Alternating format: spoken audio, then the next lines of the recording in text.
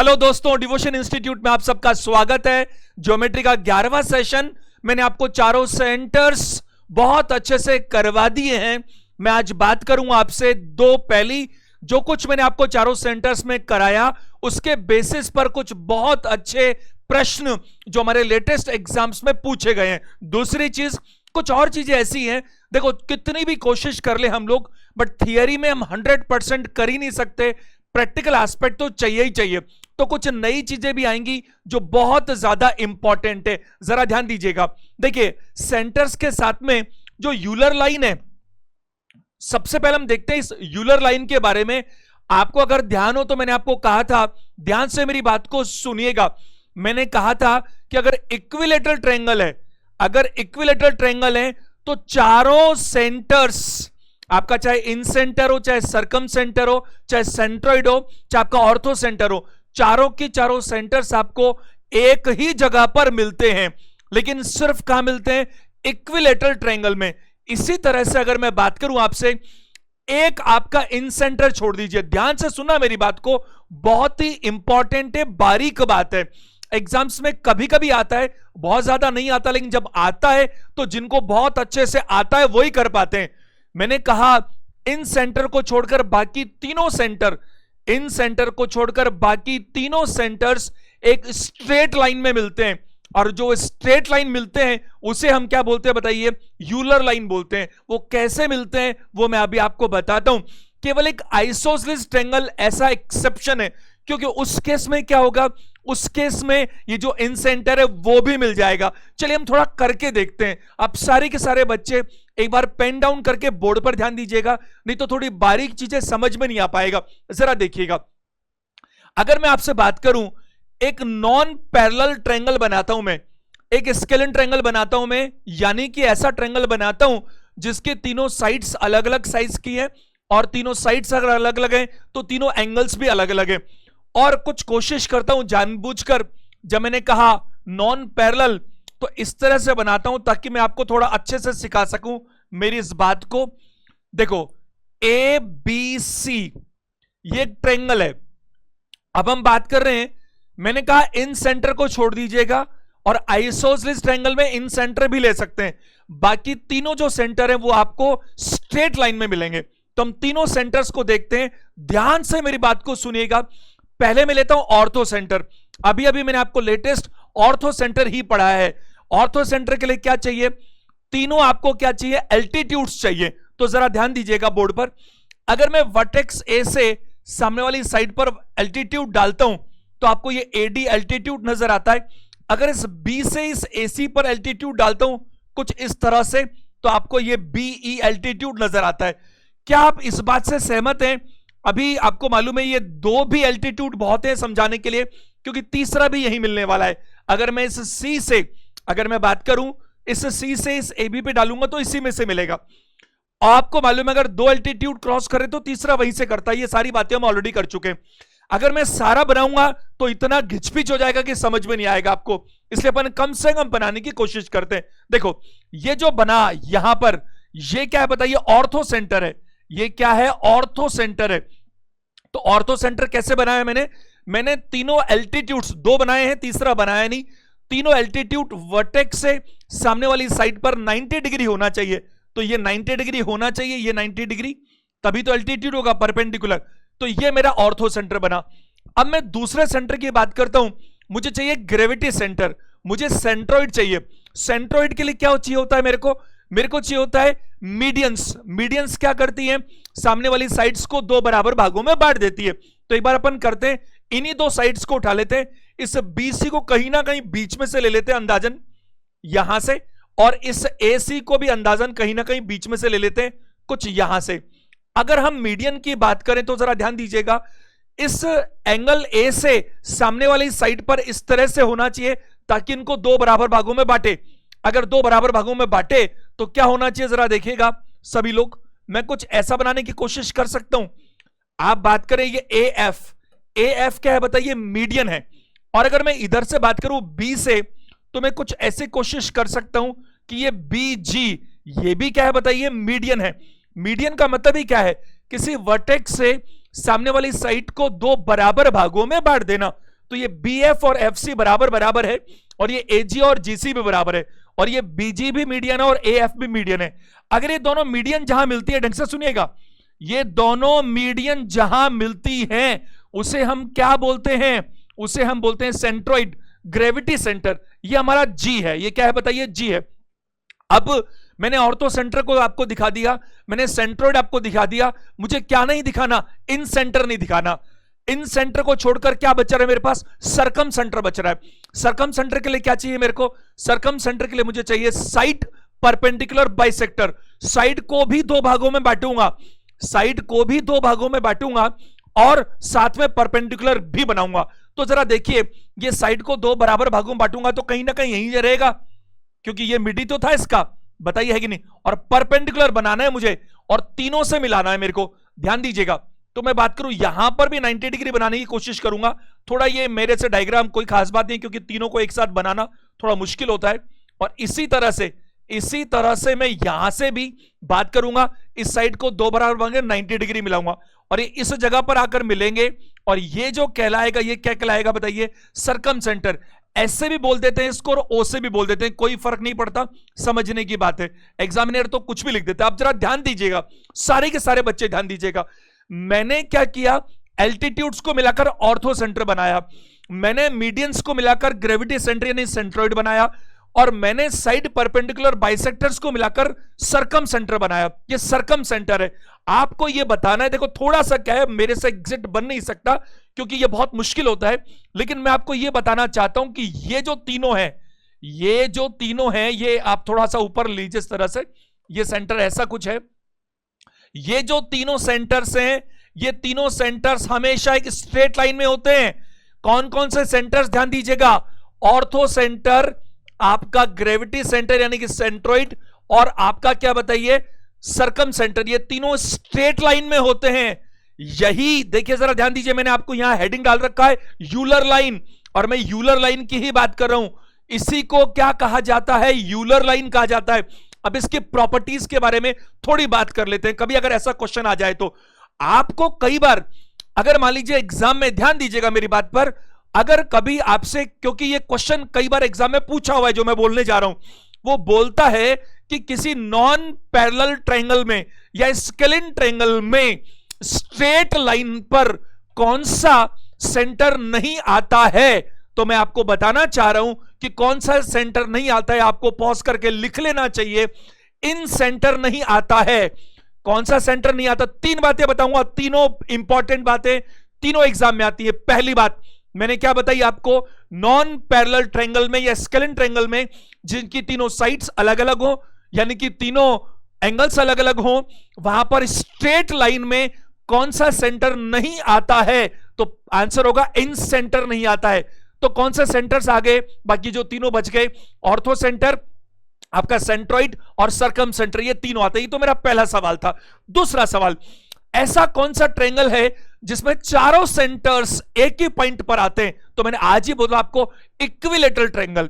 कौन सा बोल रहा हूं? इक्विलेटरल ट्रायंगल, जिसमें चारों सेंटर्स आपके एक ही पॉइंट पर आते हैं। मैंने पहले भी प्रूफ किया। और तीसरा सवाल, ऐसा कौन सा ट्रायंगल है, ध्यान से सुना मेरी बात को, ऐसा कौन सा ट्रायंगल है जो इक्विलेटरल ट्रायंगल के अलावा है और ये चारों एक पॉइंट पर तो नहीं आएंगे, लेकिन चारों स्ट्रेट लाइन में आएंगे?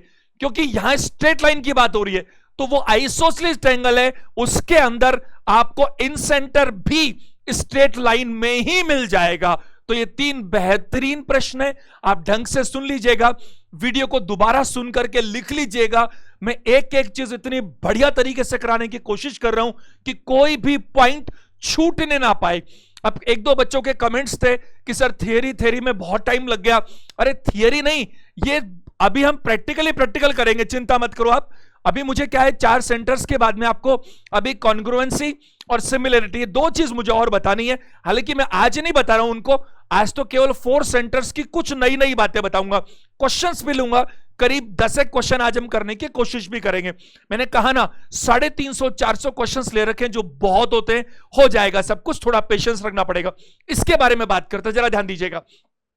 ये जो आपका ऑर्थो सेंटर है, आपका जो ऑर्थो सेंटर है, ध्यान देना मेरी बात को, ऑर्थो सेंटर से लेकर सेंट्रोइड, ऑर्थो सेंटर से लेकर जो सेंट्रॉइड है,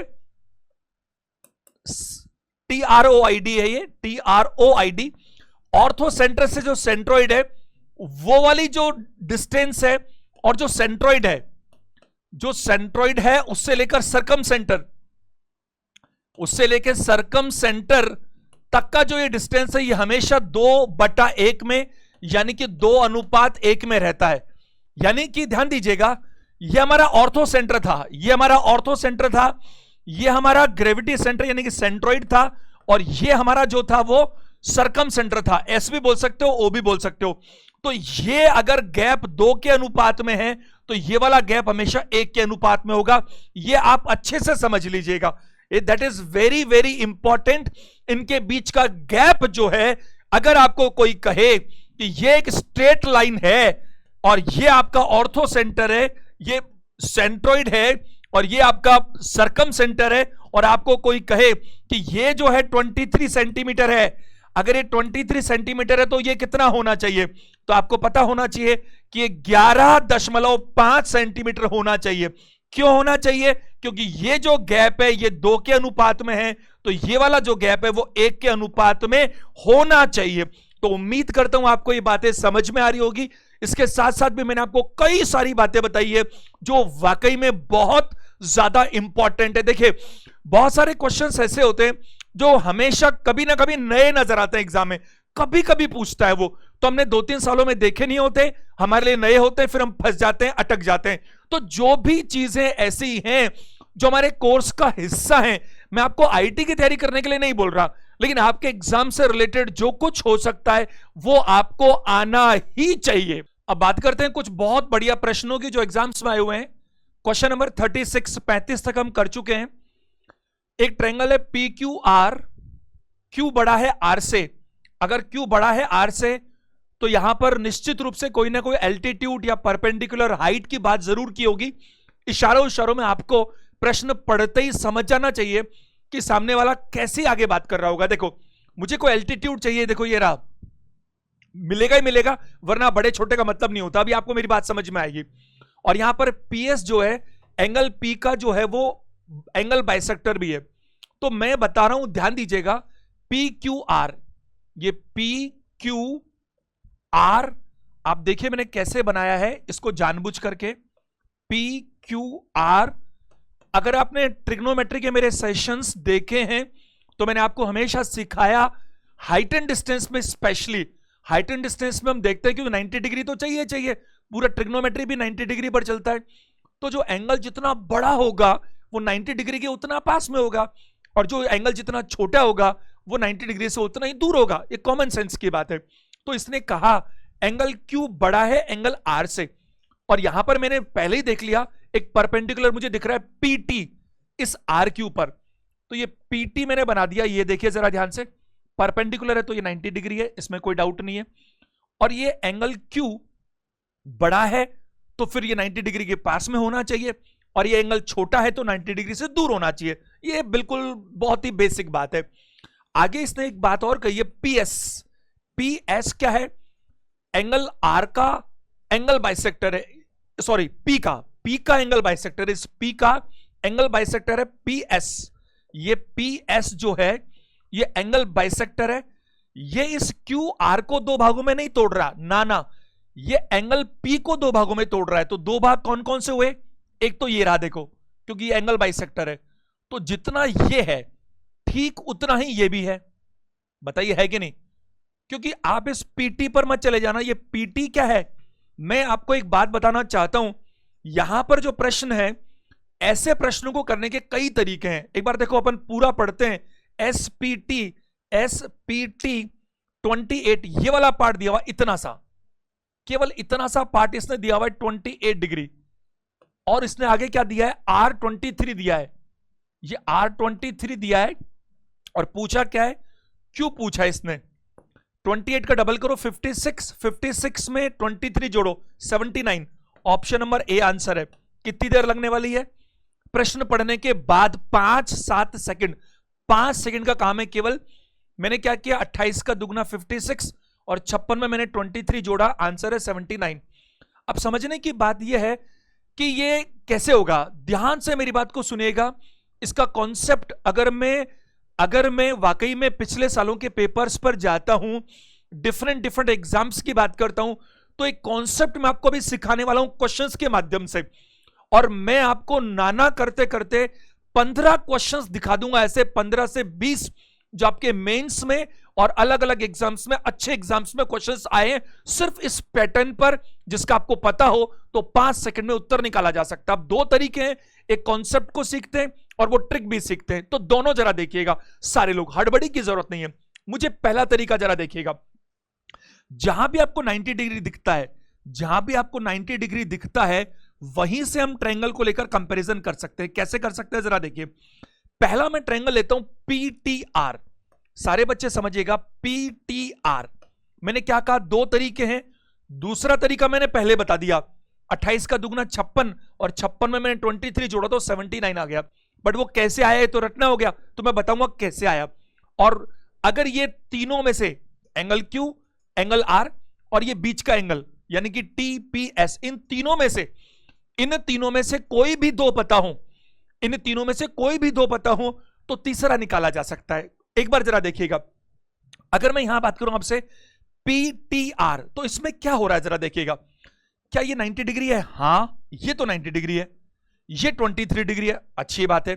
तो अगर मैं बात करूं तो 67 बच गया, तो मैंने तो ये पीटीआर लिया हुआ है, पीटीआर, लेकिन एंगल बाय सेक्टर तो यहां पर है, तो मैंने पीएसआर नहीं लिया क्योंकि ये तो मुझे एंगल ही नहीं पता। मैंने पीएसआर क्यों नहीं लिया? क्योंकि मुझे ये एंगल नहीं पता ना।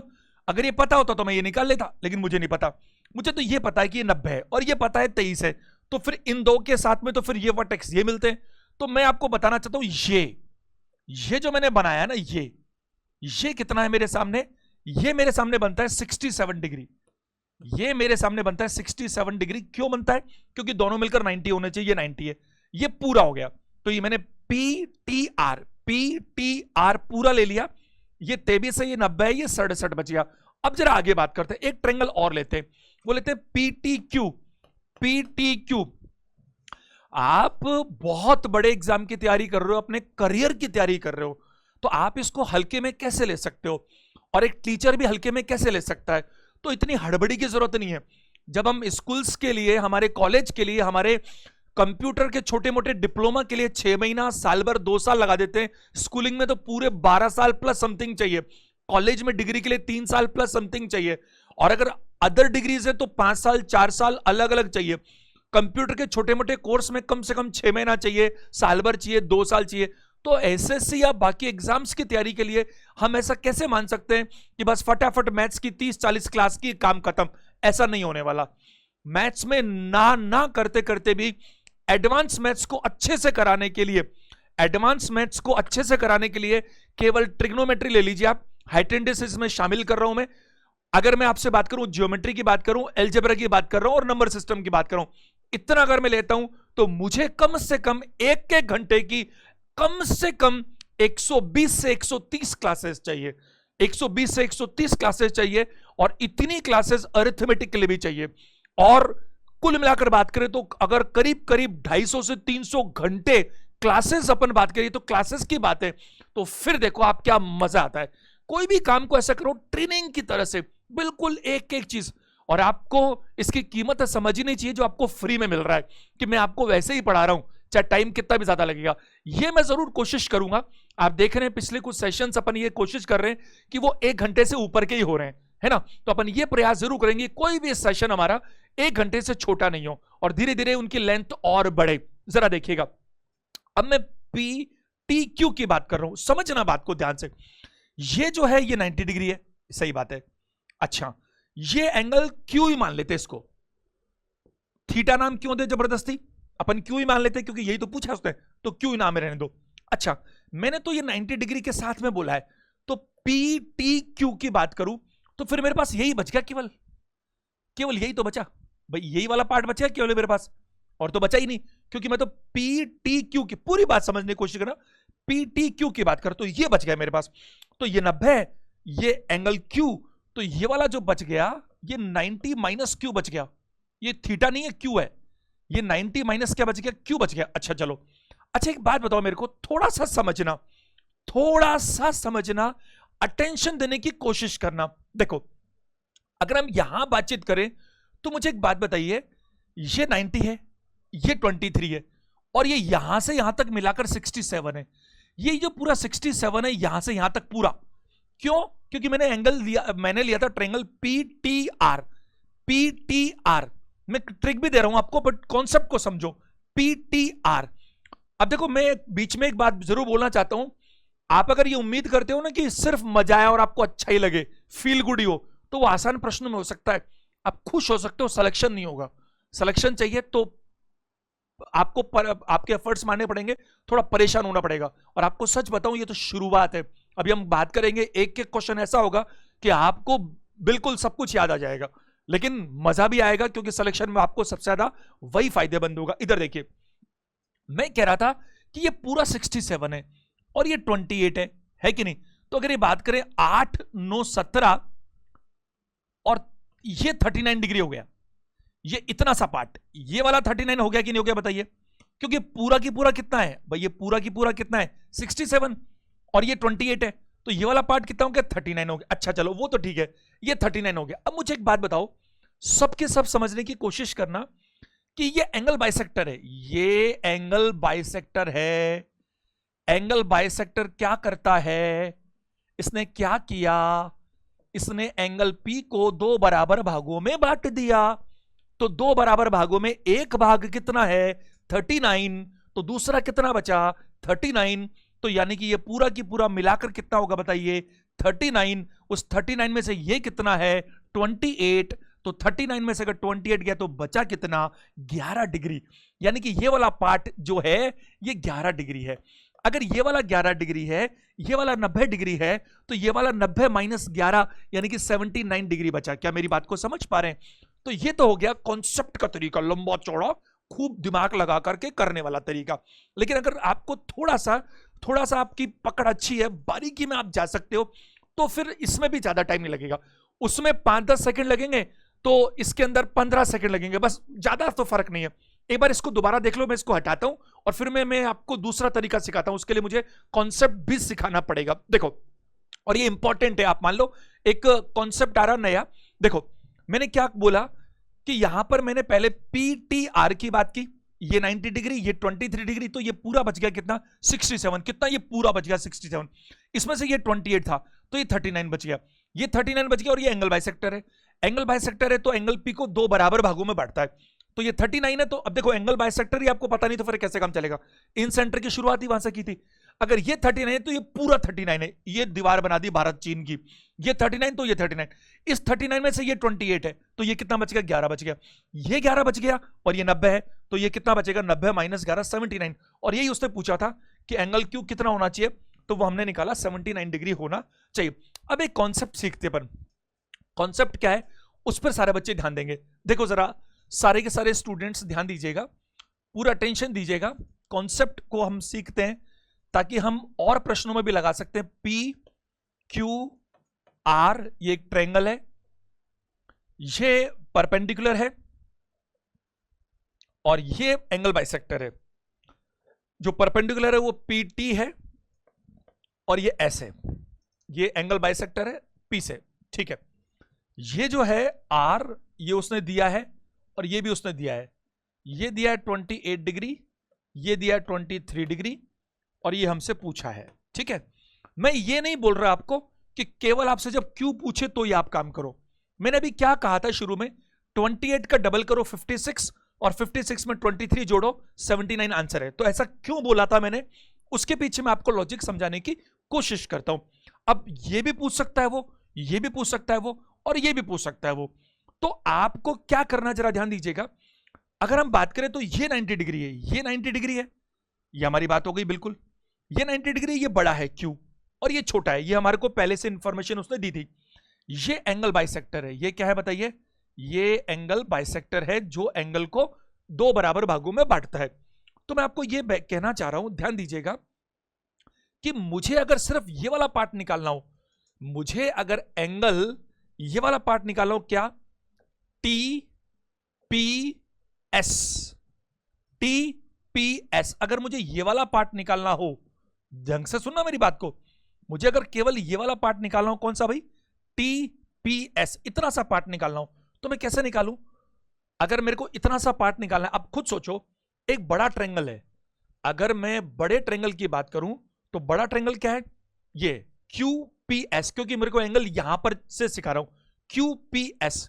तो मैं क्या करूंगा, एंगल QPS, ये जो QPS है, इसमें से अगर मैं इस वाले ट्रायंगल में से अगर ये वाला पार्ट घटा दूं, QPT माइनस QPT, तो ये मिल जाएगा मेरे को जो TPS बोलते हैं। अच्छा एक बात और बताओ मेरे को, ढंग से समझना, अगर ये एंगल बाइसेक्टर है तो आप ये मानते हैं कि ये वाला जो पार्ट है ये आधा है P का, बताओ ये आधा है कि नहीं, बताइए।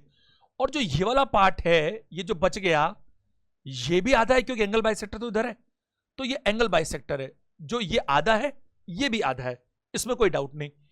तो हम क्या चाहते हैं, हम ये वाला पार्ट चाहते हैं, ये वाला पार्ट अगर निकालना चाहें तो इस पूरे वाले पार्ट में से अगर हम इस पार्ट को घटा दें तो काम चल जाएगा। ये पूरा पार्ट कितना है, मैंने बोला ना QPS, QPS, और ये QPS कितना है बताइए, ये एंगल P का आधा है, ये एंगल P का क्या बताइए, आधा है। और अगर मैं QPT की बात करूं, अगर मैं QPT की बात करूं तो समझिएगा आप क्या कर रहे थे, ये एंगल आपने पूरा Q मान रखा है, तो ये वाला एंगल हम पहले भी बात कर चुके, ये वाला क्या बचेगा बताइए, 90 माइनस Q बचने वाला है भाई। अगर ये 90 है और ये Q है तो ये 90 माइनस Q बचने वाला है। मैं अल्टीमेटली जो रिजल्ट दूंगा वही काम आएगा, रिजल्ट दूंगा वही काम आएगा, लेकिन रिजल्ट आया कैसे वो तो समझना पड़ेगा ना। अब देखो, तो ये मैं चाहता हूं कि ये वाला जो पार्ट है QPT एंगल, ये क्या बनने वाला है, ये 90 माइनस थीटा, 90 माइनस क्या बताइए, थीटा, थीटा नहीं सॉरी Q, क्योंकि यहां पर हमने Q ही नाम रख रखा है, क्योंकि Q बोल रखा था। अगर हम ऐसा करते हैं, अगर हम ऐसा करते हैं तो हमें TPS मिल जाता है, तो एंगल TPS हमें मिल जाता है। अच्छा चलो थोड़ा आगे चलते हैं, ढंग से समझना, ये जो एंगल P/2 है, P/2 है, एक बार थोड़ा समझने की कोशिश करते हैं, ये 90 को कैसे हम सब्स्टिट्यूट करें यहां से। तो 90 को हम बोल सकते हैं, क्या बोल सकते हैं बताइए मुझे, कि ये एंगल P/2 है, तो एंगल P कितना है पता नहीं, एंगल P का और Q का और R का, ये मेन ट्रायंगल था PQR, इन तीनों का सम तो मुझे पता है 180 है, उनमें से ये P कितना है पता नहीं कितना, उसके 3 हिस्से हुए होंगे, कोई अलग अलग अलग, ये 23 है, ये 79 है, ये दिख रहा है, तो उसका भी आधा ये है। तो मुझे कुछ ऐसा चाहिए जिसमें P/2 की फॉर्मेट आती हो। तो एक बात बताइए, अगर मैं एंगल P और एंगल Q और एंगल R को जोड़ दूं तो 180 आता है, इन तीनों को जोड़ दूं तो 180 आता है, और इन तीनों का आधा आधा करके जोड़ दूं तो 90 आना चाहिए, बताओ ऐसा ही तो है, क्योंकि मुझे आधे का फॉर्मेट चाहिए। अब थोड़ा थोड़ा आपको अपना IQ लगाना पड़ेगा, कॉमन सेंस के हिसाब से काम होगा। तो यहां मैं बात करूं तीनों का आधा, एंगल P का आधा, एंगल Q का आधा और एंगल R का आधा। मैं आपको क्या कह रहा हूं, ये करने का तरीका नहीं है प्रॉपर एग्जाम में, बट इससे हम कुछ रिजल्ट्स निकाल लेंगे, उस रिजल्ट को आप अप्लाई कर देना, बट कहां पर आ रहा है वो जरूरी है। ये तो इस 90 का मतलब हुआ, ये तो इस 90 का मतलब हुआ भाई, angle P plus angle Q plus angle R, ये तो 180 होता है, आधा आधा आधा तो 90 हो गया, और माइनस एंगल Q की बात होगी, एंगल Q, ऐसी बात है।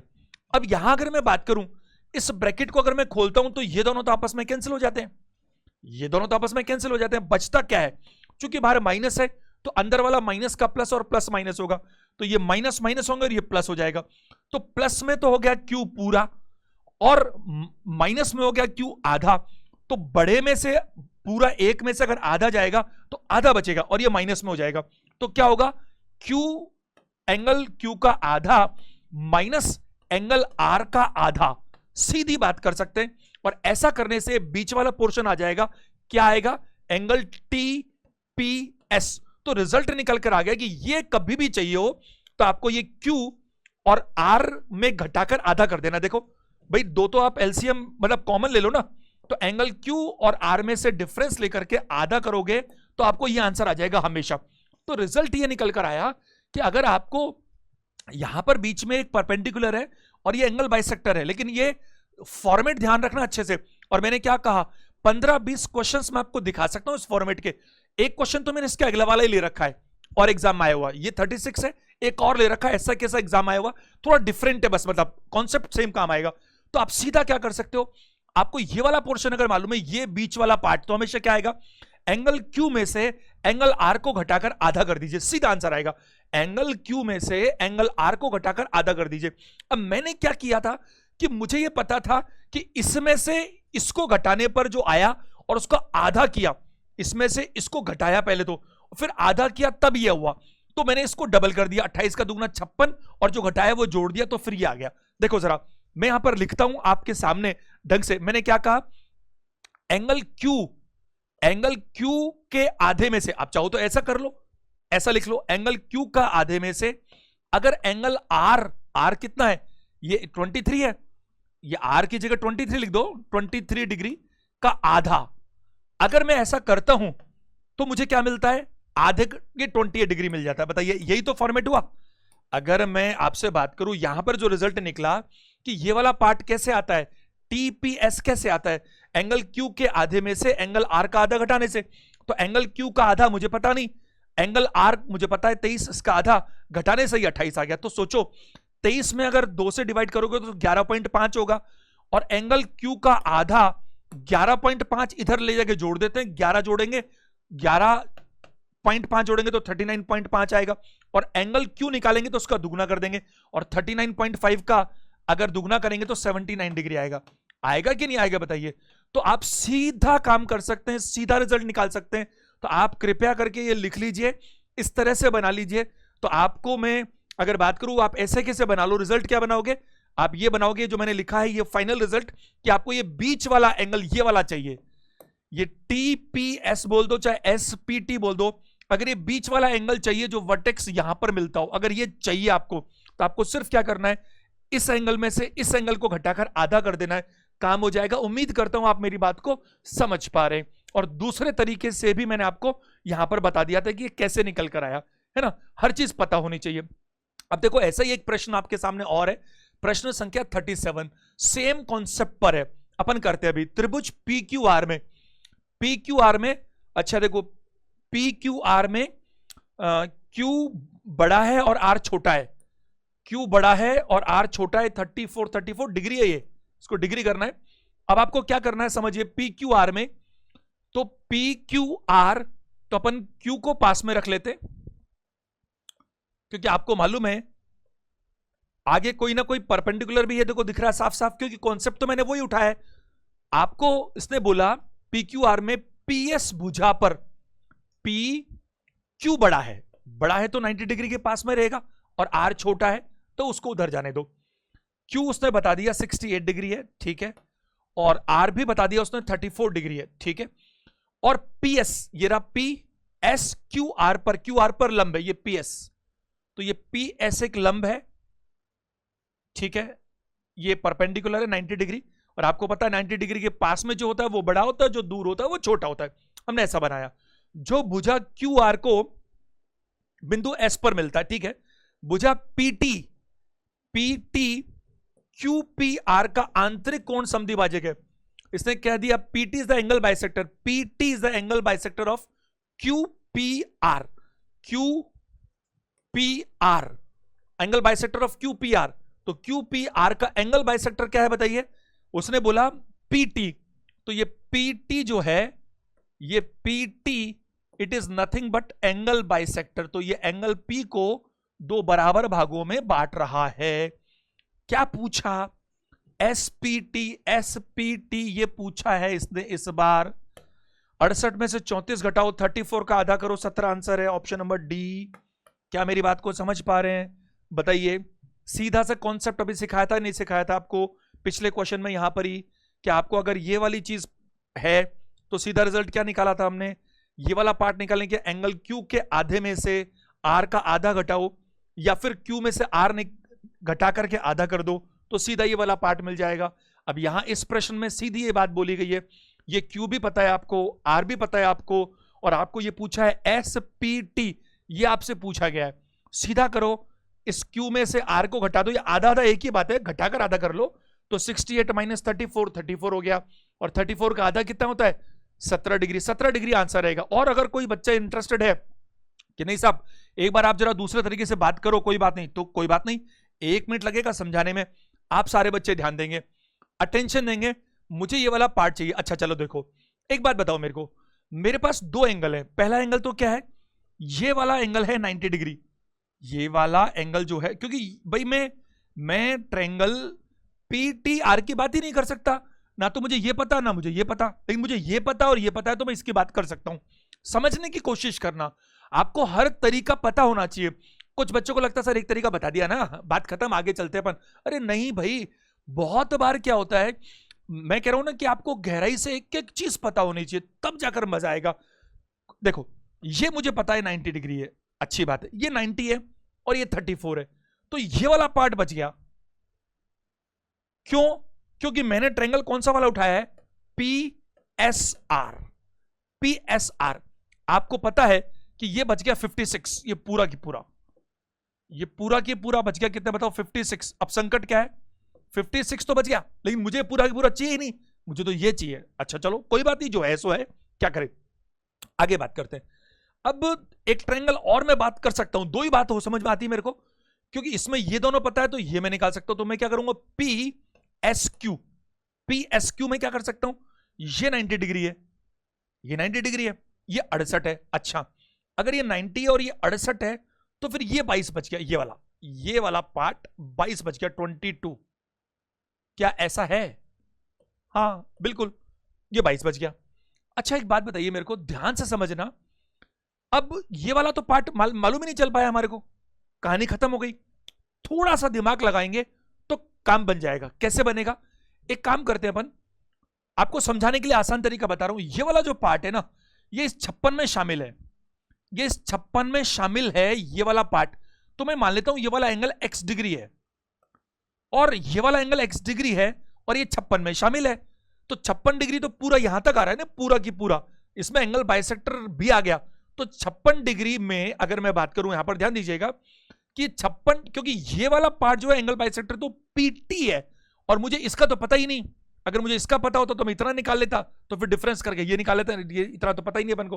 तो अपन क्या कर सकते हैं, इस 56 डिग्री में से, इस 56 डिग्री में से अगर अपन x डिग्री घटा दें तो सिर्फ ये रह जाएगा। बताइए ऐसा है कि नहीं? और अगर इस, क्योंकि अब इसका तो x का वैल्यू पता नहीं है, अगर आपको एक ही वेरिएबल पता है तो एक ही वेरिएबल पता है और यहां पर x का कुछ पता ही नहीं, तो एक इक्वेशन और चाहिए। तो दूसरा समझने का तरीका क्या, कि भाई ये जो 22 डिग्री है इसमें अगर x जोड़ दें तो भी वही आंसर आना चाहिए, सेम। क्यों आना चाहिए? क्योंकि ये एंगल बाइसेक्टर है, ये जो बीच वाला पार्ट है वो क्या है बताइए, एंगल बाइसेक्टर है। अब ये एंगल बाइसेक्टर है तो जितना ये पार्ट है उतना ये पार्ट है, जितना ये पार्ट है और उतना ये पार्ट है, सेम पार्ट है। देखो ये जितना है बराबर ये, क्योंकि ये एंगल बाइसेक्टर है। ये पार्ट कैसे आया साहब, ये पार्ट आया 56 में से x डिग्री घटाने से, ये आ गया। तो ये वाला पार्ट कैसे आएगा, क्योंकि दोनों तो बराबर है, तो ये वाला कैसे आएगा, 22 डिग्री में x जोड़ने से, 22 डिग्री में x जोड़ने से। ये दोनों आपस में बराबर हैं क्योंकि ये एंगल बाइसेक्टर है, एंगल बाइसेक्टर है, तो ये पार्ट कैसे आएगा, ये पूरा तो 56 है, 56 में से ये घटा दो x तो आ जाएगा, इसको x मान लिया। और ये वाला पार्ट कैसे आएगा, 22 में x जोड़ दो तो आ जाएगा। x को इधर ले आओ तो 2x हो जाता है, और अगर 22 को मैं इधर ले आऊं, ये माइनस करूंगा तो ये 34 हो जाता है। और x की वैल्यू क्या आ जाती है बताइए, 17 डिग्री। और x मैंने किसको माना था, इस बीच वाले पोर्शन को माना था। क्या मेरी बात को समझ पा रहे हैं? लेकिन लेकिन लेकिन इतनी कहानी की जरूरत क्या है, there is no need. 2 second का काम था, 68 माइनस 34, 34 34 का आधा 17, बात खत्म। इतनी सारी कहानी की कोई जरूरत ही नहीं थी, ना तो ऐसे मानने की जरूरत है ना वैसे मानने की जरूरत है। अगर आपके कॉन्सेप्ट क्लियर हैं तो कोई फर्क ही नहीं पड़ता। और मैंने आपको जो ये बताया ना, ये कॉन्सेप्ट, ये बहुत ही इंपॉर्टेंट कॉन्सेप्ट है। इसको अच्छे से बार बार वीडियो को देख करके अच्छे से नोट कर लीजिएगा। मैंने आपको सिर्फ ये बोला, एक एंगल बाइसेक्टर चाहिए मुझे, एक परपेंडिकुलर चाहिए मुझे, एक एंगल ये रहा, एक एंगल ये रहा और एक एंगल ये रहा। इन तीनों में से कोई भी 2 पता हो, इन तीनों में से कोई भी 2 पता हो तो तीसरा आसानी से निकाला जा सकता है। नेक्स्ट पर चलते हैं हम लोग, क्वेश्चन नंबर 38, ध्यान दीजिएगा। उसने कहा था point equidistance from each side of triangle is called in centre. ये प्रश्न मैंने जानबूझकर लिया है क्योंकि ढेरों बार एग्जाम में पूछा गया है, आपको बहुत अच्छे से पता होना चाहिए। तीनों साइड से इक्वल डिस्टेंस पर इन सेंटर मिलता है आपको, तीनों वर्टेक्सेस से इक्वल डिस्टेंस पर आपको क्या मिलता है, सरकम सेंटर मिलता है, और उसकी सरकम रेडियस और इन रेडियस, इस पर भी ढेरों सवाल बनते हैं जो आपको पता होने चाहिए। क्वेश्चन नंबर 39 पर आइएगा। आपके सीजीएल प्री 2019 में पूछा गया क्वेश्चन है, ट्रायंगल एबीसी में बीसी पर बिंदु P A B C BP और बीसी को रेशो बोल रहा है, तो ये ए बी सी, क्योंकि बीसी में बांट रहा है, ये पी कॉमन दिख गया मेरे को पी, तो बीपी और पीसी, बीपी और पीसी 4:5 में है, 4:5। बीसी पर बिंदु पी इस प्रकार है कि बीपी और पीसी 4:5 में है, और क्यू बीपी का मध्य बिंदु है। जो बीपी है ये रहा, इसका भी मध्य बिंदु मिडिल पॉइंट है क्यू। यानी कि अगर ये 4:5 में क्या है, बीपी और पीसी, और बीपी का अगर मिडिल पॉइंट क्यू है तो ये भी 2:2 के अनुपात में हो गए, तो 2, 2 और 5 का अनुपात हो गया। इस तरह से हो गया, 3 पॉइंट हो गए, ये क्यू हो गया, ये पी हो गया और ये सी हो गया। पूछा क्या है, area of A B Q, ए आप इनको मिला लीजिए, ये आपका एरिया हो गया, ए बी क्यू ये वाला एरिया 2 अनुपात में है, ए बी सी पूरा 9 है टोटल, आंसर होगा 2:9। बहुत ही आसान प्रश्न है, आपके प्री में पूछा गया प्रश्न है। आप जानते हैं कि बेस जो होता है उसका जो रेशो है, उसी रेशो में एरिया का भी आंसर मिलना चाहिए। यानी कि जो बेस लाइन है, जो आधार है, वो जिस अनुपात में है, जो क्षेत्रफल है वो भी हमेशा उसी अनुपात में रहता है। हमने पहले भी बातचीत की है। तो यहां पर इसने पहले 4 और 5 में बांटा, फिर इस 4 को 2 और 2 में बांट दिया, तो इस ट्रायंगल जो पहला वाला है ये 2 के बराबर है और कुल मिलाकर 9 के बराबर है। तो आंसर होगा 2:9। Option number C is the right answer. प्रश्न संख्या 40 पर चलते हैं। देखिए, एक त्रिभुज की भुजाएं ए बी बी सी और ए सी, साइज दिया हुआ है, तो आप साइज दिया हुआ है तो बना लेते अपन 16, 11 और 14। ए बी बड़ा है, ए बी बड़ा है, कोई बात नहीं। आपको मैं इतना सा बताना चाहूंगा, आप एग्जाम में इस पे दिमाग मत लगाओ। हां, वो जो क्वेश्चन था जिसमें ये बोला था कि ये एंगल बड़ा और ये एंगल छोटा है, वहां पे 90 डिग्री के पास में बनाना हमारे फायदेमंद रहता है। फिर भी हम कैसा भी बना ले कोई फर्क नहीं पड़ता। पहली बात तो डायग्राम से कम बनने चाहिए। दूसरी बात, अगर हमसे कुछ डायग्राम गलत बन भी गया तो डेटा से हमें फर्क नहीं पड़ता, बस डेटा में ध्यान रखना चाहिए कि कौन सा डेटा को कैसे अपन को मैनिपुलेट करना है। ए बी सी 16 है ए बी तो, और बी सी ये वाला 11 है, और तीसरा जो बच गया वो 14 है। ये उसने बोला। त्रिभुज के भीतर एक वृत्त बनाया जाता है। A circle is inscribe in the triangle touching A B B C and A C at D E F. एक सर्कल बनाएंगे अंदर, तो सर्कल बन जाएगा अंदर, कोई दिक्कत नहीं है। अपन ने काफी बनाया भी है, हालांकि सर्कल मैंने नहीं बताया, लेकिन आपको इन रेडियस के मामले में सर्कल के बारे में बात कर चुके थे हम। अब उसने कहा ए बी पर जो है वो टच करता है डी को, ये डी है, डी पॉइंट, और ये ई पॉइंट है, और ये एफ पॉइंट है। यहां पर ये डी ई और एफ पर टच कर रहा है। The difference between the length of A D and C E, A D यानी कि इतना सा पार्ट है, ये वाला ए डी, और क्या सीई ये वाला पार्ट, इनके बीच में डिफरेंस कितना है, 16 - 11, 5 आंसर आ जाएगा। Option number A, option number A is the right answer. 5 answer आ जाएगा। हम सर्कल में इसको डिटेल में पढ़ लेंगे, लेकिन जितना इस क्वेश्चन में आया उतना मैं आपको पिछले क्वेश्चंस में बता चुका हूं। मैंने आपको यह बता रखा है कि किसी भी सर्कल के बाहर से किसी पॉइंट से अगर आप 2 टेंजेंट लेकर आते हैं, तो जहां पर वो सर्कल को टच करती है वो लंबाई हमेशा बराबर होती है। यह बात आपको बहुत अच्छे से पता है। तो यहां अगर मैं बात करूं तो ध्यान दीजिएगा, क्या ये जो टेंजेंट बी डी और बीई आपस में बराबर नहीं होंगे? तो जितना ये होगा उतना ही ये होगा। अब ये टोटल साइज क्या है ए बी, कॉमन सेंस लगाओ, ये पूरा है 16 और ये पूरा है 11। इस पूरे में से ये घटाना है, तो इसमें 2 लोग हैं, पहला आदमी और ये दूसरा आदमी। इसमें भी 2 लोग हैं, ये पहला आदमी ये दूसरा आदमी। इन दोनों आदमी के टोटल में से इन दोनों आदमियों का टोटल घटाना है, तो इनमें से एक आदमी तो बराबर बराबर रखता है, तो ये जितना है उतना ही तो आपस में अपना आप खत्म हो जाएंगे। तो जो डिफरेंस आएगा इन पहले और इस दूसरे आदमी में रहेगा। तो 16 माइनस 11 कितना आंसर आएगा? 5। दूसरे एंगल से समझना चाहो तो क्या समझोगे? ये क्या है? एडी। ये क्या है? एडी। और ये क्या है बताइए? बीडी। ये तो हो गया ये वाला पार्ट, और जो घटाना चाहते हो वो क्या है? बीई। और क्या बताइए? सीई। ये घटाना चाहते हो। अब घटाने पर कितना आएगा वो पूछा गया है। ये जो बीडी है और जो बीई है, बीडी में से बीई घटाओगे तो बराबर हो जाएगा हिसाब किताब, क्योंकि ये दोनों तो बराबर हैं। क्योंकि यहां से अगर ये टेंजेंट आ रही है तो इसकी साइज तो बराबर होती है। तो बचा क्या? एडी माइनस क्या बताओ? सीई। तो आपने ये वाला पार्ट कितना था? ये वाला पार्ट था 16, और ये वाला पार्ट कितना था? 11। तो बचा ही है ये एडी माइनस सी कितना होगा? 16 माइनस 11। 16 माइनस 11 यानी कितना होगा? 5 हमारा सही आंसर होगा। क्वेश्चन 41 पर चलते हैं, जरा ध्यान दीजिएगा। आपके सीजीएल 2019 में आया हुआ क्वेश्चन है। ट्रायंगल एबीसी में ए एक समकोण है। एबीसी आपके पास में ऐसा बोला, एबीसी में ए राइट एंगल है, तो इस बार ए आपको यहां रखना पड़ेगा। इस बार ए आपको यहां रखना पड़ेगा क्योंकि उसने बोल दिया वो राइट एंगल है। ठीक है। एसी और बीसी की लंबाई 6 और 10 है। एसी और बीसी की लंबाई 6 और 10 है। आप कैसे भी बना लो, ये बी है ये सी है, तो एसी उसने बोला कितना? 6, और बीसी कितना बोला उसने? 10। बीसी 10 बोला है, एसी उसने 6 बोला है। आगे क्या बोला है? बिंदु डी एबी पर इस प्रकार है। एबी पर बिंदु डी इस प्रकार है कि बीडी अब ये डी पॉइंट ऐसा है जैसे कि बीडी 4 सेंटीमीटर है।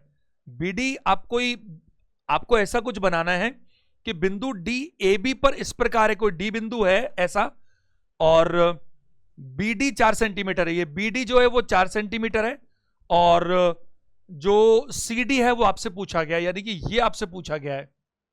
सीडी ये आपसे पूछा गया है। अच्छा एक बात बताओ मेरे को, आपको एक ट्रिपलेट नजर नहीं आ रही क्या? 6 और 10 दिख रहा है, तो ये रेशो में 3 और 5 है, तो 4 भी तो चाहिए। तो इसका मतलब ट्रिपलेट है तो ये फ्री 8 होना चाहिए। भाई अगर आपको राइट एंगल ट्रायंगल है, राइट एंगल में हम ट्रिपलेट्स की बात करते हैं, खूब बात की हमने, ट्रिग्नोमेट्री की शुरुआती ट्रिपलेट से की थी, तो ये समझ में आता देखते ही कि ये 6 और 10 है तो बचा 8 होगा। अच्छा चलो मजे की बात, अगर ये 8 बचा और ये 4 है तो ये भी 4 ही बच रहा है। बताओ ऐसा ही तो बच रहा है। और सवाल क्या पूछा उसने?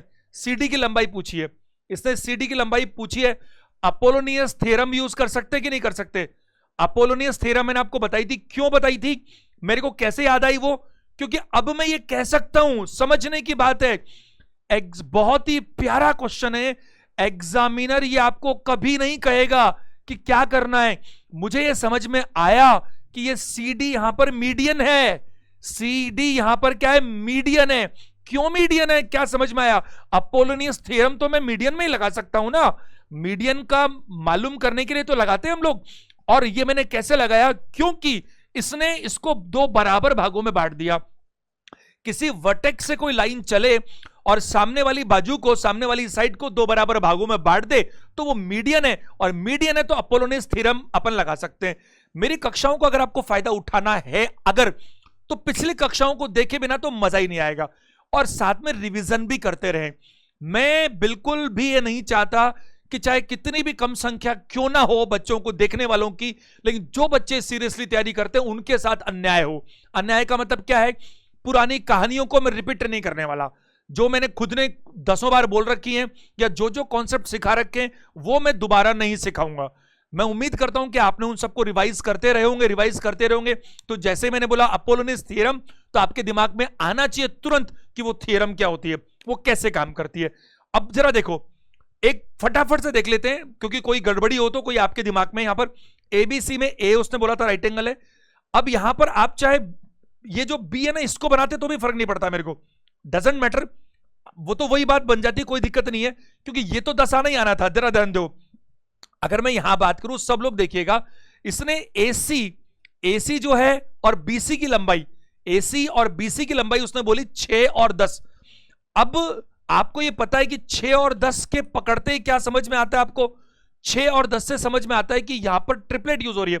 6 10 3 और 5 का रेशो है, 3 4 5 सबसे कॉमन रेशो है, तो ये 6 और ये 10 है, तो ये 8 होना चाहिए। अगर हम बात करें तो ये 8 होना चाहिए, और ये उसने ऑलरेडी बता दिया 4 है, तो बचा भी 4 है। तो फिर इस वर्टेक्स से ये साइड क्या हुई, 2 बराबर भागों में बट गई, और 2 बराबर भागों में बट गई तो ये मीडियन साबित हो गई। मीडियन कैसे निकालते हैं, जिस मीडियन को निकालना हो तो उसके बाजू वही दोनों साइड्स, जिस वर्टेक्स से वो चल रही है उसके बाजू की दोनों साइड्स का स्क्वायर करते हैं। उसका दोनों साइड्स का यहां लिख देता हूं मैं। तो यहां पर आपको क्या करना है, मैं बोल रहा हूं आप नोट कर लेना, मैं तो सीधा फिगर ही नोट कर रहा हूं, डाल रहा हूं बोल करके। इस वर्टेक्स सी से चल रही है मीडियन, इसके बाजू में क्या है, AC का स्क्वायर, आप लिख लीजिएगा AC का स्क्वायर। और चलो एक बार लिख ही देते हैं, AC का स्क्वायर प्लस उधर वाली क्या है बताइए, BC का स्क्वायर। ऐसा करेंगे और बाहर क्या होता है, ट्वाइस ऑफ ये मीडियन CD का स्क्वायर, और प्लस क्या होता है बताइए, नीचे वाले का आधे का स्क्वायर। तो आप चाहो तो AD भी ले सकते हो, चाहे BD ले सकते हो, और जब मैंने थ्योरम सिखाई थी अपोलोनियस तो मैंने आपको कहा था AB का आधा, तो 4 का स्क्वायर कर सकते हैं आप सीधा, यहां पर कोई तकलीफ नहीं है। अब आप देखो इसमें सिंगल वेरिएबल CD तो है, तो अपने आप निकल जाएगा। AC ये रहा 6 का स्क्वायर 36, और BC 10 का स्क्वायर 100, और यहां पर अगर मैं बात करूं, यहां पर देखो 136 है, इसका आधा कर लें तो 50 18 68 होता है, ये 2 को कैंसिल कर दो, ये 68 बन जाएगा। बराबर क्या करूं बताइए, CD स्क्वायर प्लस 16। अब 16 भी मैं अगर यहां पर कम कर दूं तो ये 52 बन जाएगा। अगले पेज पे लिख लेते हैं, तो CD स्क्वायर बराबर कितना हो गया, 52। तो CD निकालने के लिए क्या करूं बताइए, रूट 52, तो मैं 4 बाहर निकाल सकता हूं, क्या कह के 13 मल्टीप्लाई 4, और 4 को बाहर निकालेंगे तो क्या होगा, 2 रूट 13। 2 रूट 13 हमारा क्या हो जाएगा आंसर, क्योंकि उसने हमसे मीडियन पूछी थी, CD की लंबाई क्या आनी चाहिए। उम्मीद करता हूं मैं बात को समझा पा रहा हूं, क्योंकि यहां पर कहीं भी उसने नहीं बोला हमें, पूरे क्वेश्चन में कहीं भी ऐसी इंफॉर्मेशन नहीं अवेलेबल क्या कि ये CD मीडियन है। ये हम खुद समझ गए, क्योंकि ये दोनों साइज बराबर बराबर थी, तो हमें समझ में आ गया कि ये मीडियन है, और मीडियन को निकालने के लिए हमें यहां पर क्या समझ में आया कि अपोलोनियस थ्योरम का यूज करना चाहिए। क्वेश्चन नंबर 42 पर चलते हैं, जरा ध्यान दीजिएगा। ABC is an equilateral triangle whose side is 12 centimetre, what is value in centimetre of in radius. अगर मैं बात करूं इन रेडियस, वो भी इक्विलेटरल ट्रायंगल, तो हमारी खूब अच्छे से बात हुई, A/2√3, ये मैंने आपको प्रूफ करके भी बताया था, बहुत बहुत अच्छे से। ये सारी बातें आपको कहां मिलेंगी, जब मैंने आपको पहला सेंटर सिखाया, इन सेंटर। जब मैंने आपको इन सेंटर बताया तो मैंने आपको इन सर्कल भी बताया, और उस वक्त इन रेडियस की सारी बातें हो गई बारीकी से, बल्कि हर तरह के ट्रायंगल में कैसे निकलेगी वो भी बात हो गई। जब मैंने आपको सर्कम सर्कल बताया तो मैंने आपको सर्कम सेंटर बताया, सॉरी, उसमें सर्कम सर्कल बताया था, और सर्कम रेडियस की वहां सारी बातें हो गई थी। और पिछले 1-2 सेशंस में मैंने आपको इन दोनों के डिफरेंसेस, गैप्स निकालने के तरीके भी सिखाए थे। अब जरा ध्यान दीजिएगा, ये तो कैसे आया, ये तो आप देखो ना सेशन इन सेंटर का, आपको पता लग जाएगा, मैंने सब बता रखा है, करना कुछ नहीं है इसमें। इक्विलेटरल ट्रायंगल है, सारी साइड्स बराबर होती है, केवल मेरे को साइड की वैल्यू चाहिए थी, तो 12 में मैं इससे डिवाइड करूंगा, 2√3, 2 से काटता हूं 6, और 6 का मतलब क्या होता है, 3, भाई √3, 6 का मतलब क्या है, 3 मल्टीप्लाई 2, भाई 2 से कट गया, और इस √3 से काटूंगा तो √3 ही तो बचेगा, तो 2√3 मेरा आंसर आ जाएगा, 2√3। Option number B is the right answer, option number B is the right answer. सीधा 12 में 2√3 से डिवाइड ही करना था। प्रश्न संख्या 43 पर आते हैं, देखिए ये आपके सीजीएल मेंस में पूछा गया क्वेश्चन है। एबीसी में साइजेस दी हुई अलग अलग, तो अच्छा आप ये मत देखो कि साइज देख करके फिर बनाने बैठोगे आप, अरे कोई भी साइज हो कोई फर्क नहीं पड़ता, क्योंकि आपको इस साइज से क्या लेना देना है, पेपर ऑब्जेक्टिव, आपको तो केवल वो जो डेटा दिया उसको यूज करना है, क्या फर्क पड़ता है आपने उल्टा पुल्टा बना भी लिया तो। देखो एबीसी में AB 7 है, BC 10 है, और AC 8 है, और AD जो है AD BAC का कोण द्विभाजक है, एंगल बाइसेक्टर है। AD BAC का एंगल बाइसेक्टर है AD। अगर ये एंगल बाइसेक्टर है तो उसको 2 बराबर भागों में बांटता होगा। अगर ये BAC का एंगल बाइसेक्टर है AD तो बराबर भागों में बांटता होगा। एंगल बाइसेक्टर आपको ध्यान है, अपन ने बहुत अच्छे से डिस्कस कर रखा है माइन्यूटली। आगे बात करते हैं, जहां D BC पर एक बिंदु है, तो BD किसके बराबर होना चाहिए? तो उसने ये वाला पूछा है कि ये कितना होना चाहिए, BD कितना होना चाहिए। आपको बहुत अच्छे से पता है, मैंने आपको ये समझा रखा था क्या कि ये दोनों किस अनुपात में होंगे। ये भी हमने इंटरनल एंगल का जो हमने थ्योरम्स पढ़ा उसमें इंटरनल एंगल बाइसेक्टर थ्योरम में पढ़ रखा है कि जिस अनुपात में ये दोनों साइड्स हैं उसी अनुपात में ये भी दोनों होने चाहिए। ये मैंने पूरा आपको 7-8 पॉइंट्स बता रखे हैं। तो ये बिल्कुल सिंपल सी बात है, ये वाला और ये वाला हिस्सा 7:8 में होना चाहिए। और पूछा आपसे BD है तो ये वाला हिस्सा 7 है। तो आप क्या करेंगे, इस 10 को 7:8 में बांटेंगे। 7 + 8 15 होता है, तो 7 बांटना है 15 में से। 5 से काटो 2 बार और 3 बार, 14/3 सेंटीमीटर। यहां से मुझे दिख रहा है ऑप्शन नंबर ए सही आंसर है। अगले प्रश्न पे चलते हैं। आज के आखिरी के 2 प्रश्न, लास्ट 2 क्वेश्चंस 45 तक लेंगे केवल। त्रिभुज की भुजाएं दे रखी है 12, 35, 37। 12, 35, 37। इसकी आपको सरकम रेडियस चाहिए। क्या चाहिए? सरकम रेडियस चाहिए। आप जरा ध्यान दीजिएगा सारे के सारे स्टूडेंट्स, अगर हम सरकम रेडियस की बात करें, क्या 12, 35, 37 एक ट्रिपलेट है? यस, 12, 35, 37 एक ट्रिपलेट होता है। सारे बच्चे ध्यान देंगे, अटेंशन देंगे। आपको सरकम रेडियस का अगर सूत्र याद हो तो यह भी मैंने आपको प्रूफ करके बताया था, ABC अपॉन 4 डेल्टा। 4 डेल्टा का मतलब है डेल्टा साइन है किसका बताइए? एरिया का। तो आपको अगर ये मालूम है तो 12, 35, 37 में से 37 तो पता है कहां पर है, क्योंकि हाइपोटेनियस सबसे बड़ा होता है, तो ये तो 37 होना ही होना है। बाकी जो बच गया उसमें जहां दिल करे वो रख लो। ये भी हो सकता है 12, वो भी हो सकता है 12, और इसमें कुछ भी हो, इससे हमारे को फर्क भी नहीं पड़ता, डजंट मैटर। क्यों? क्योंकि मेरे को यहां पर क्या चाहिए, ए पता है, बी पता है, सी पता है, ABC क्या है? साइड्स है। मुझे एरिया चाहिए, और एरिया के लिए मैं क्या करूंगा, 1/2 बेस इंटू हाइट। अब बेस और हाइट तो यही होने, अब चाहे 12 और 35 हो, चाहे 35 और 12 हो, इससे क्या फर्क पड़ता है? तो 12 × 35, ये क्या आएगा बताइए? एरिया। अगर ये एरिया आ गया तो 6 बार काट दीजिए। अब मैं समझदारी आपको ये बोलूंगा कि आप इसको 210 मत लिखो। 210 ये तो चलो आसानी से हो रहा ही है, लेकिन 210 लिखने की जगह 6 × 35 लिखना, मान लो कुछ और होता, मान लो ये 37 होता और ये 13.5 होता। क्यों ऐसा मैं कहना चाहता हूं? क्योंकि आप नीचे देखो, इस बड़े आंकड़े में इस आंकड़े से डिवाइड करना है, तो अगर फैक्टर्स में आपको दिख रहा है कि ऊपर वाले में नीचे वाले को डिवाइड करना है और नीचे वाला फैक्टर्स में पहले से है, तो उसको फालतू में बड़ा करेंगे, फिर वापस काटने के लिए छोटा करते रहेंगे। ऐसी बेवकूफी क्यों करें? तो मल्टीप्लाई और डिवाइड एक दूसरे को एडजस्ट करवा लेते हैं, और प्लस और माइनस में एक दूसरे को एडजस्ट करवा लेते हैं। ये सब आप अच्छे से सीखना चाहते हो तो मैंने बहुत सारे कैलकुलेशन के सेशंस लिए हुए हैं, आपको डिवोशन के यूट्यूब चैनल पे मिल जाएंगे।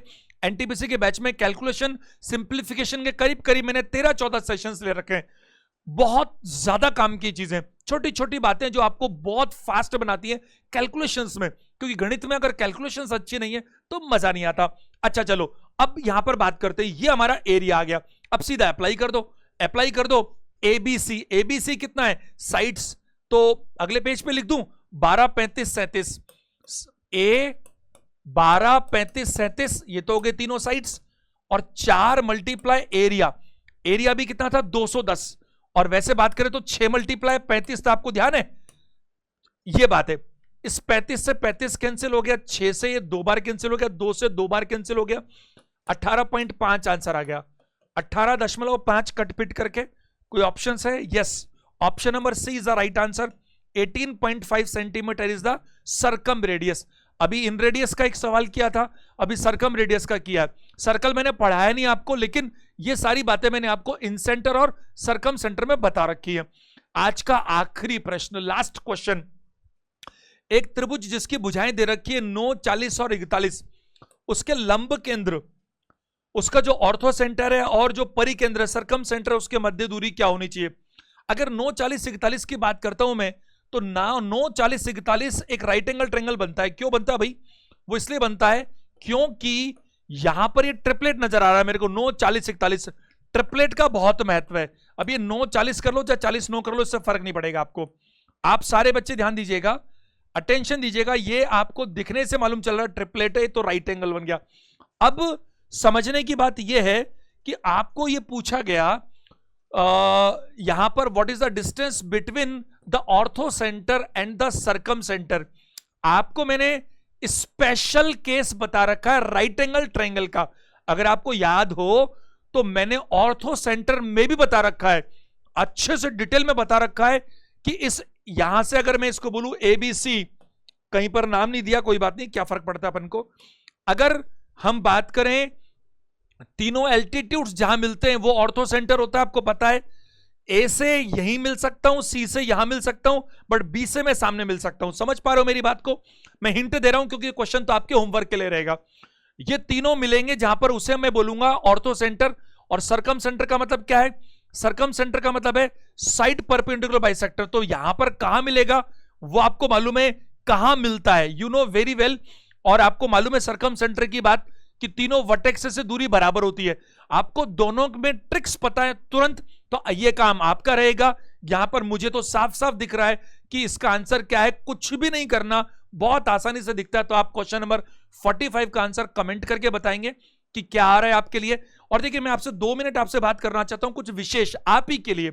सिर्फ देखो, अगर मैं बात करूं कोई भी ऐसा व्यापार, कोई भी ऐसा व्यापार, मैं आपको एक बताता हूं, एक मेरे बहुत परिचित व्यक्ति हैं, आपको एग्जांपल से बता रहा हूं, मेरे को बहुत अच्छे से ध्यान है। उनका क्या था, ड्राई फ्रूट्स का बहुत बड़ा काम था। तो जयपुर के माने व्यापारी, बहुत मतलब जैसे अरबपति व्यक्ति हैं, खतरनाक काम उनका कि जयपुर में मावे के, सूखे मावे ड्राई फ्रूट्स में टॉप काम। एक दिन मैंने अखबार में पढ़ा, ये पढ़ा भी मैंने 10 साल पहले था, 10-12 साल पहले, कि उनका दिवालिया निकल गया, इंसॉल्वेंट। मेरे को समझ में नहीं आया क्यों, क्योंकि वो जो थे ना, उनका बेटा, वो मेरा जान पहचान का है, मैं जानता हूं उसको, बहुत अच्छा मित्र तो नहीं है, लेकिन हाँ मेरे को तो समझ में नहीं आया। तो मालूम चला बाद में कि उन्होंने व्यापार तो बहुत किया, एक एक दिन में 50 लाख 1 करोड़ की सेल हो रही है, लेकिन हिसाब किताब ही नहीं है, कुछ पता ही नहीं है कितना उधार जा रहा है, कितनी रिकवरी हो रही है, क्या व्यापार तो खूब हो रहा है, आउटपुट का पता नहीं है। ऐसे ही आजकल के स्टूडेंट्स हैं, बुरा मत मानना, मैं अगर आपका वेल विशर हूं ना तो ऐसे ही बात करूंगा। ऐसे आज के स्टूडेंट्स हैं, पता नहीं क्या क्या पढ़े जा रहे हैं, कुछ भी पढ़े जा रहे हैं, उनको यही पता नहीं कि क्या एग्जाम में आता है, क्या पढ़ना चाहिए, उनको कितना आता है, उसका फीडबैक तो लें कम से कम। मैं पिछले 21 साल से हर बच्चे को यह समझाता आ रहा हूं कि अगर आपको एसएससी की प्रिपरेशन करनी है तो वो अलग पैटर्न है, बैंक की करनी है तो वो अलग पैटर्न है, अगर रेलवे की करनी है तो वो अलग पैटर्न है, सीडीएस की करनी है तो थोड़ा अलग पैटर्न है। तो आप उस पैटर्न को पकड़ो, और पैटर्न को पकड़ने का सबसे अच्छा तरीका है PYQ, पुराने सालों के पेपर्स उठाओ, देखो क्या पूछ रहा है। टाइम एंड डिस्टेंस बैंक में भी आता है, टाइम एंड डिस्टेंस रेलवे में आता है, टाइम एंड डिस्टेंस एसएससी में भी आता है, टाइम एंड डिस्टेंस कैट में भी आता है, टाइम एंड डिस्टेंस क्लैट में भी आता है, टाइम एंड डिस्टेंस बाकी सब जगह पर भी आता है। तो क्या सब जगह एक जैसा आता है? पहली दूसरी क्लास तो एक जैसी हो सकती है, क्योंकि पहली दूसरी क्लास तो बेसिक्स को सिखाने के लिए होती है, लेकिन बाकी तो फर्क आता है ना भाई। तो आप सोचो कि आप खुद पेपर सेट करने वाले हो, है ना, तो आप क्या करोगे? सबसे पहले आप ये देखोगे कि उस पेपर का पैटर्न कैसा है। एक आखिरी बात कर लेता हूं, जैसे देखो जीके आती है, जीके, है ना, जीके आईएएस का बच्चा तैयारी करता है तो वो क्या करता है, आईएएस का बच्चा हिंदू पढ़ेगा, द न्यूज़पेपर हिंदू फेमस है आईएएस वाले बच्चों के लिए, वो सेलेक्टेड मटेरियल पढ़ेगा, उसको पता है कहां से चीजें आती है। एक बैंक का बच्चा पढ़ता है तो वो इकोनॉमिक्स, फाइनेंशियल चीजें, इनमें ज्यादा जाएगा, क्योंकि वो कहां आता है, आरबीआई वगैरह सारी चीजें। एसएससी का बच्चा, वो उसको अलग पता है कि भाई ज्योग्राफी अलग है, हिस्ट्री अलग है, अलग अलग सेगमेंट से अलग अलग आता है। तो आप समझने की कोशिश कीजिए, खिचड़ी मत बनाइए, अपना फोकस क्लियर रखिए, क्रिस्टल क्लियर रखिए बहुत अच्छे से। मैंने जब बैंक की नौकरी छोड़ी, अभी तो वो यूनियन बैंक ऑफ इंडिया है, पहले कॉर्पोरेशन बैंक था, मैं एक सरकारी बैंक में था, जब मैंने छोड़ा ना तो क्रिस्टल क्लियर था मेरे दिमाग में कि बहुत साल हो गए, 1999 से लेकर 2011 तक दोनों काम कर रहा हूं, बैंक की नौकरी भी कर रहा हूं और साथ में पढ़ा भी रहा हूं। अब बिल्कुल दोनों में से एक चुनने का वक्त था, तो क्रिस्टल क्लियर था कि दोनों में से एक चुनना है, तो नौकरी नहीं होगी मेरे से, मेरे को पढ़ाना है। कमाई कितनी होगी नहीं होगी क्या होगा वो देखा जाएगा। और उसके बाद में वन साइड 2011 से लेकर करीब करीब 17-18 तक वन साइड काम किया है बेहिसाब। लेकिन थोड़ा सा देखो, अप्स एंड डाउन्स आते रहते, हर किसी के जीवन में आते हैं और आने भी चाहिए, उससे बहुत कुछ सीखने को मिलता है। अभी ये यूट्यूब चैनल भी शुरू किया तो 2 अक्टूबर को, मुझे ध्यान है 2 अक्टूबर को 5,000 सब्सक्राइबर्स थे 2 अक्टूबर को, और 20 दिसंबर को 1 लाख सब्सक्राइबर्स थे। आप दिन काउंट कर लीजिए। और आपको मालूम है फिर मेरे साथ जितनी बड़ी घटना हुई, मेरे फादर का जाना, उससे बड़ा घटना क्या हो सकती है। उसके बाद चीजें एकदम से नीचे चली गई। फिर भी मैं कॉन्फिडेंट हूं क्योंकि मेरे सामने पिक्चर क्रिस्टल क्लियर है। मेरे को आता यही काम है साहब, मेरे को टीचिंग करने में मजा आता है, टाइम का पता ही नहीं चलता। तो जिस दिन आपको ऐसा लगा ना कि आपको पढ़ने में मजा आता है, टाइम का पता ही नहीं चलता, तब मजा आएगा। जिंदगी को हल्के में मत लो, बहुत इंपॉर्टेंट है, एक ही बार मिलती है, इसको यूं ही मत जाने दो। इसीलिए मैं कहता हूं या तो काम को करो या काम को मत करो। ये जो बीच में रहते हैं ना, देख लेंगे, हो गया तो ठीक, नहीं तो ये काम कर लेंगे, उनका नहीं होता सिलेक्शन। चलिए बहुत हो गया आज के लिए।